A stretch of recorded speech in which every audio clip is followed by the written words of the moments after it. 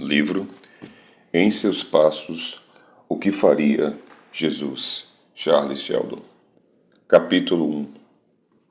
Porquanto, para isto mesmo fostes chamados, pois que também Cristo sofreu em vosso lugar, deixando-vos exemplo para seguirdes os seus passos.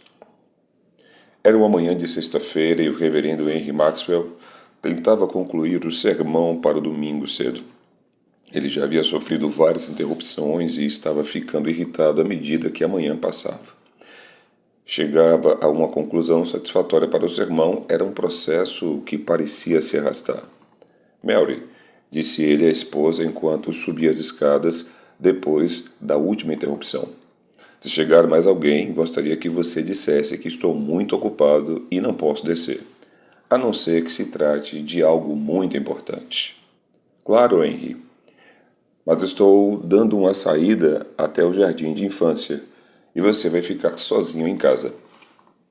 O ministro voltou para o gabinete e fechou a porta. Depois de alguns minutos, ouviu a esposa que saía e tudo ficou em silêncio. Suspirando aliviado, acomodou-se em sua escrivaninha e começou a escrever. O texto que ia servir de base para 1 Pedro, capítulo 2, versículo 21. Abre aspas. Porquanto, para isto mesmo fostes chamados, pois que também Cristo sofreu em vosso lugar, deixando-vos exemplo para seguirdes os seus passos. Fecha aspas. Na primeira parte do sermão, ele tinha dado destaque à expiação como sacrifício pessoal, frisando o fato de Jesus haver sofrido de diferentes modos, tanto em vida quanto na morte. Em seguida, continuou destacando a expiação sob a perspectiva do exemplo, apresentando ilustrações tiradas da vida e dos ensinamentos de Jesus para demonstrar como a fé em Cristo ajudava a salvar as pessoas, em face do modelo que Jesus apresentou para ser imitado. Ele agora estava no terceiro e último ponto, a necessidade de seguir Jesus em seu sacrifício e exemplo. Já havia escrito, abre aspas, 3 passos. Quais são eles? Fecha aspas. E agora colocá-los em ordem lógica, mas ouviu o toque estridente da campainha. Era uma daquelas campainhas que tocavam como se fosse um carrilhão, dando 12 badaladas de uma só vez. Henry Maxwell sentou-se na beira da cadeira com a fisionomia de quem não havia gostado daquilo. Não mexeu um só dedo para atender a campainha, mas logo ela tocou de novo. Então se levantou e andou até uma das janelas, de onde podia avistar a porta da frente. Havia um homem de pé na escada. Era jovem e estava mal vestido. Parece que é um andarilho, disse o ministro. Acho que vou ter de descer e... Sem terminar a frase, desceu as escadas e abriu a porta da rua.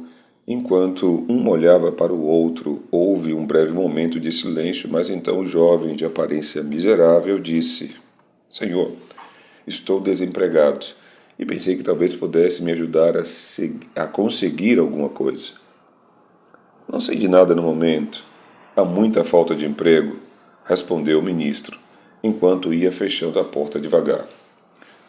Eu não sabia, mas talvez o senhor pudesse me encaminhar para trabalhar na estrada de ferro ou me indicar para alguém da oficina de trens ou qualquer outra coisa, prosseguiu o jovem, enquanto passava o seu chapéu surrado de uma mão para a outra, num claro sinal de nervosismo. Eu iria adiantar, desculpe-me, mas estou muito ocupado agora de manhã. Espero que você encontre alguma coisa.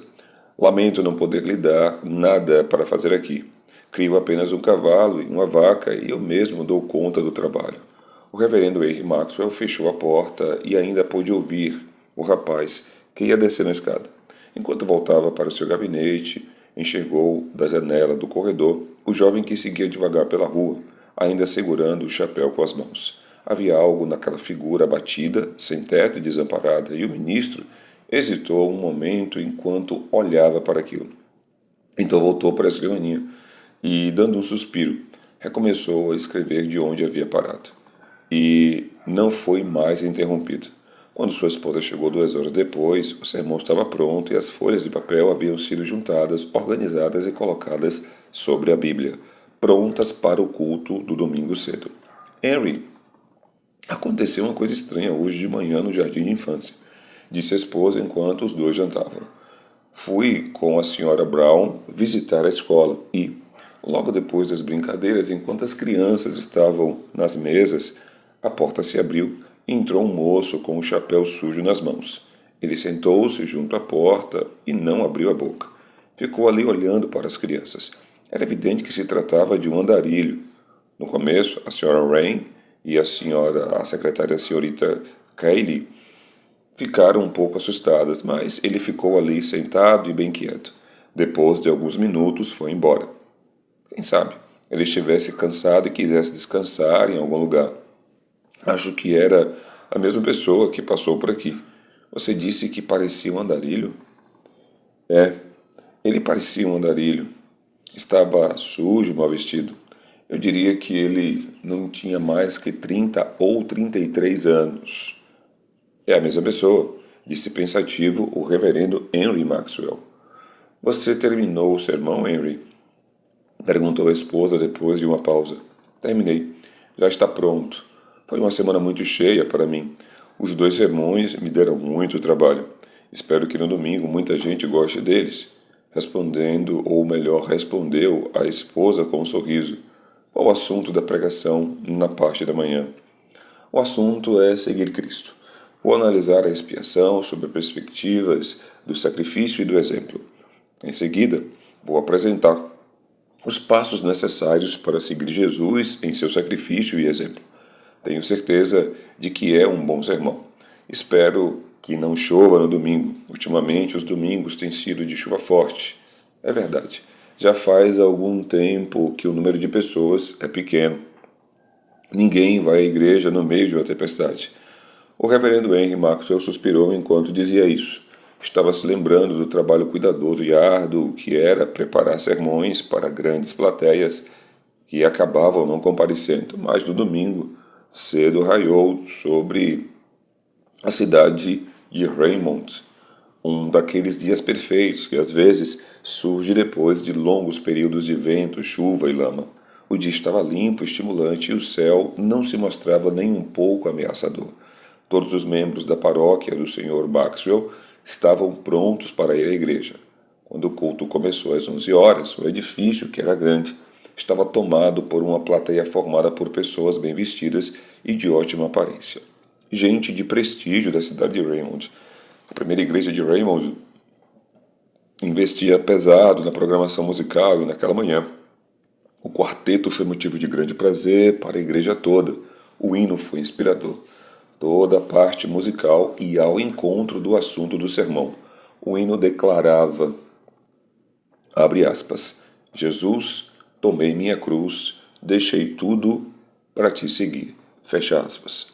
Logo antes do sermão, uma moça com voz de soprano fez um solo cujas palavras declaravam, abre aspas, aonde quer que seja, com Jesus irei, fecha aspas. Raquel Winslow estava muito bonita naquela manhã e posicionou-se detrás de um gradil de carvalho esculpido em que se destacavam os símbolos da cruz e da coroa. A beleza de sua voz superava a de seu rosto, o que conferia a todo o cenário um significado ainda maior.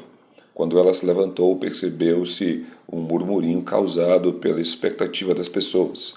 Todo satisfeito, o Sr. Maxwell sentou-se atrás do púlpito. A música de Raquel Winslow trazia sempre aquilo que precisava e o ajudava. Normalmente, ela incluía uma música especial antes do sermão, e isso tinha um efeito inspirador que deixava a pregação ainda mais impressionante. As pessoas comentavam entre si que nunca tinham ouvido um solo como aquele, até mesmo na primeira igreja. Com certeza, se o ambiente não fosse de culto, seu solo teria arrancado aplausos. Quando ela voltou ao seu lugar para sentar-se, o pastor chegou até a pensar ter ouvido a manifestação das pessoas, algo como um aplauso ou pés batendo no chão. Ao se levantar, porém, colocou seu sermão sobre a Bíblia e pensou consigo mesmo que havia se enganado. É claro que algo assim não poderia acontecer. Em poucos minutos, ele estava inteiramente envolvido com o sermão e todas as outras coisas foram postas de lado, diante do prazer que sua pregação proporcionava. Ninguém jamais havia acusado Henry Maxwell de ser um pregador chato, pelo contrário, várias vezes lhe atribuía um rótulo de sensacionalista, não pelo que ele dizia, mas pela forma como dizia. Mas os membros da primeira igreja gostavam disso, pois tinham um pastor e pregador que se distinguia de modo simpático e agradável. Também era verdade que o pastor da primeira igreja adorava pregar. Ele raramente entregava o púlpito a outra pessoa. Mostrava-se ansioso para estar ali a cada domingo. Aquela meia hora era de prazer para ele, quando ficava de frente para uma igreja cheia de pessoas que estavam ali para ouvi-lo.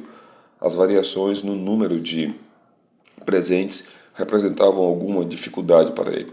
Suas pregações diante de um público pequeno nunca eram muito boas, com certeza. O clima também mexia com ele. A situação em que se via agora diante de um público daqueles e numa manhã tão linda era tudo de que precisava. Sentia-se tomado por uma onda de satisfação à medida que prosseguia. Aquela igreja era a primeira da cidade. Tinha o melhor conjunto coral. Seus membros eram pessoas de destaque, representantes da riqueza e da cultura da sociedade de Raymond. Ele estava para tirar 3 meses de férias de verão, durante as quais faria uma viagem para o exterior. As circunstâncias do seu pastorado, sua influência e posição como pastor da primeira igreja na cidade. Era difícil entender como o reverendo Henry Maxwell tinha tantos pensamentos juntos com o sermão, mas, ao se aproximar do fim, ele tinha consciência de que, em algum momento de sua pregação, tinha abrigado aqueles sentimentos. Eles haviam entrado e chegado ao nível consciente do raciocínio. Era possível que isso tivesse acontecido durante apenas alguns segundos, mas ele tinha consciência de que havia definido sua posição e suas emoções, como se fosse um solilóquio, e sua pregação foi afetada por essa emoção marcada por profunda realização pessoal. O sermão foi interessante, pontuado por declarações de impacto. Sem pressas teriam também demandado atenção, proferidas com toda a emoção de um discurso dramático que demonstrava o bom gosto de não ofender com clamores bombásticos, nem declamando impropérios. Eles eram muito eficazes. Se naquela manhã o reverendo Henry Maxwell sentiu-se satisfeito com as condições do seu pastorado, a primeira igreja também experimentou sensações semelhantes ao se congratular por aquela figura que ocupava o púlpito, pessoa sofisticada, erudita e de fisionomia impressionante. Ali estava ele, pregando com grande entusiasmo, isento de maneirismos vulgares, barulhentos ou desagradáveis. De repente, no meio dessa perfeita harmonia entre o púlpito e o pregador, aconteceu uma interrupção bastante incomum. Seria muito difícil avaliar a extensão do choque que ela provocou. Foi algo tão inesperado, tão contrário a qualquer pensamento dos presentes, que não houve espaço para argumentos nem para resistência. O sermão havia chegado ao fim. O Sr. Maxwell havia acabado de fechar a Bíblia, colocando no meio dela as folhas com o texto do sermão, e estava para se sentar enquanto o quarteto se preparava para levantar-se e cantar a música de encerramento. Abre aspas. Tudo por Jesus. Tudo por Jesus. Todo o meu ser foi liberto do pecado. Fecha aspas. Nesse exato momento, toda a congregação espantou-se com a voz de um homem. Ela vinha da parte de trás do templo, de algum assento debaixo da galeria. Em seguida, a figura de um homem saiu da penumbra e veio caminhando pelo corredor central, antes que a congregação atônita conseguisse sequer entender o que estava acontecendo. O homem já havia chegado ao espaço em frente ao púlpito. Então virou-se para as pessoas. Abre aspas. Desde que entrei aqui, estou pensando, fecha aspas. Foram essas as suas palavras, ainda debaixo da galeria, e ele as repetiu. Abre aspas. Se seria apropriado dizer algumas palavras no encerramento do culto. Não estou bêbado, não sou louco e sou completamente inofensivo. Mas se eu morrer, como parece que vai acontecer dentro de poucos dias, quero ter a satisfação de pensar o que disse e o que precisava ser dito num lugar como este, diante de um grande número de pessoas. Fecha aspas. O Sr. Maxwell não se havia sentado ainda, continuava em pé. inclinado sobre o púlpito, olhando para aquele estranho lá embaixo. Era o mesmo homem que havia batido na sua porta na sexta-feira, o mesmo moço sujo e vestido com roupas surradas, e segurava seu chapéu desbotado com as duas mãos. Parecia ser um hábito. Não havia feito a barba, e os cabelos estavam despenteados e embaraçados. Não dava para acreditar que alguém assim estivesse dentro do santuário, dirigindo a palavra à primeira igreja. Os membros conheciam e toleravam esse tipo de situação humana nas ruas, no comércio, junto à estrada de ferro, circulando para cima e para baixo pela avenida, mas nem sequer podiam sonhar que um incidente assim pudesse acontecer tão perto deles. Não havia nada de ofensivo no jeito ou o tom de voz do rapaz. Ele não estava agitado e falou num volume baixo, mas marcante. O Sr. Maxwell, apesar de estar ali perplexo e sem palavras, sabia que, de certa forma, a atitude daquele moço fez que se lembrasse do que ele tinha visto uma vez durante o sono, um rapaz andando e falando. Ninguém no recinto fez menção de deter o rapaz nem de interrompê-lo. Talvez o choque inicial causado por sua aparição repentina houvesse se transformado em perplexidade sincera a respeito do que era melhor fazer naquele caso, fosse o que fosse. Ele prosseguiu como se não esperasse ser interrompido e sem se preocupar com aquele elemento estranho que havia introduzido no decoro do culto da primeira igreja. Durante todo o tempo em que esteve falando, o pastor ficou debruçado sobre o púlpito e a cada instante sua fisionomia ficava mais triste e pálida, mas não mexeu um dedo sequer para interrompê-lo, e a congregação permaneceu sentada, golpeada por um silêncio de tirar o fôlego. Havia outro rosto, o da corista Raquel Winslow, que olhava fixamente para baixo na direção daquela figura mal vestida, com o chapéu desbotado. A fisionomia da moça era sempre impressionante. Mas debaixo da pressão de um incidente tão inusitado, ela tinha uma característica bem pessoal, como se seu rosto estivesse numa moldura em chamas. Abre aspas.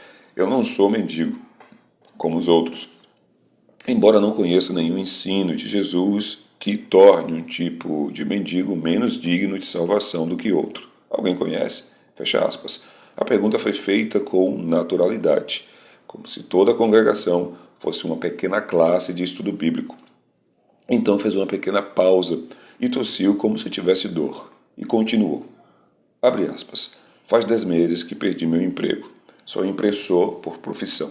As novas máquinas de linotipo são belos produtos da tecnologia, mas conheço 6 homens que se suicidaram em um ano por causa dessas máquinas. É lógico que não estou culpando os jornais por comprarem essas máquinas. No entanto, o que se pode fazer?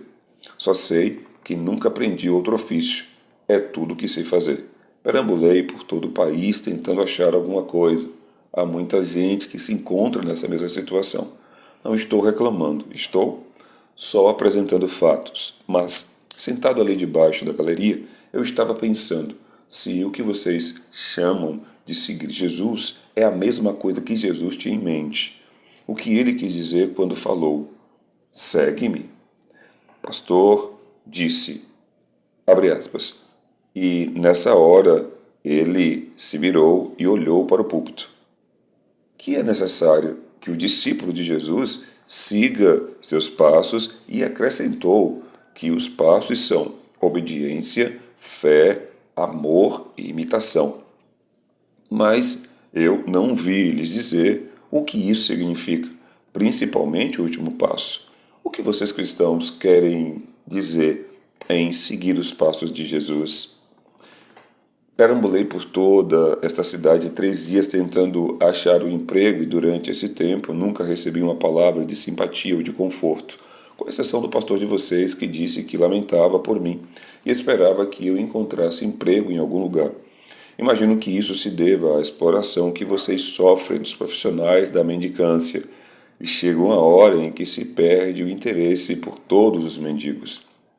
Não estou acusando ninguém, estou só apresentando fatos. É claro, eu compreendo que vocês não podem deixar seus afazeres e sair procurando emprego para alguém como eu. Não estou pedindo que façam isso. Mas o que me intriga O que significa seguir Jesus? O que vocês querem dizer quando cantam aonde quer que seja, com Jesus irei, com Jesus irei?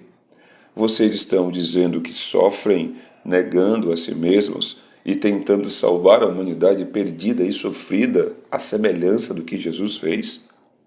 O que vocês querem dizer com isso? Eu enxergo muita coisa da realidade nua e crua. Sei que nesta cidade há mais de 500 homens na mesma situação que a minha. A maioria deles tem família. Minha mulher morreu faz 4 meses. Acho bom que ela esteja livre disso tudo. Minha filhinha está com a família de um impressor até que eu encontre trabalho. Fico intrigado quando vejo tantos cristãos vivendo no luxo e cantando Jesus, tomei minha cruz, deixei todo o resto para te seguir. E lembro-me de como minha mulher morreu num cortiço da cidade de Nova York, tentando desesperadamente respirar e pedindo a Deus que também levasse sua menina. É claro que não espero que vocês impeçam que todos morram de fome, de desnutrição ou de falta de ar num cortiço, mas o que significa seguir Jesus?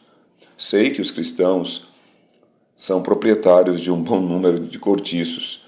Um membro da igreja era dono do cortiço onde minha esposa morreu, e eu fiquei me perguntando se seguir Jesus por onde quer que seja era uma declaração verídica no caso dele. Outra noite, ouvi umas pessoas cantando numa reunião de oração de uma igreja. Tudo por Jesus. Tudo por Jesus. Todo o meu ser foi liberto do pecado. Tudo que penso, tudo que faço, todos os meus dias, todas as minhas horas. E fiquei imaginando, sentando nos degraus do lado de fora, o que queriam dizer com essas palavras. Parece-me que existe uma quantidade medonha de problemas no mundo, problemas que não existiriam se as pessoas que cantam essas músicas também as colocassem em prática. Acho que não consigo entender, mas o que faria Jesus? É isso que vocês querem dizer quando falam em seguir os seus passos? Às vezes tenho a impressão de que as pessoas nas igrejas grandes têm boas roupas e moram em boas casas, têm dinheiro para gastar com coisas supérfluas, podem sair de férias no verão, etc. Ao passo que as pessoas que estão fora das igrejas, e estou falando de milhares de pessoas, morrem em cortiços, andam pelas ruas procurando emprego, jamais terão um piano ou um quadro na parede de casa e envelhecem no meio da miséria, do álcool e do pecado. De repente, atordoado, o moço bambeou o corpo em direção à mesa da ceia e apoiou-se sobre ela com a mão suja. Seu chapéu caiu sobre o carpete a seus pés. As pessoas ficaram tomadas por uma comoção geral. O Dr. West levantou-se um pouco do banco, mas, assim mesmo, o silêncio não foi quebrado, por nenhuma voz, nenhum movimento perceptível na plateia. O moço passou a outra mão sobre os olhos e então, sem que se esperasse, desabou por terra com o rosto no chão, de frente para o corredor. Henry Maxwell então falou: "O culto está encerrado." Desceu a escada do púlpito e, antes que qualquer outra pessoa, ajoelhou-se ao lado do corpo prostrado. As pessoas levantaram-se de imediato e os corredores ficaram lotados. O Dr. West informou que o moço estava vivo, havia desmaiado. Algum problema de coração, murmurou o médico, ajudando a carregá-lo para o gabinete pastoral.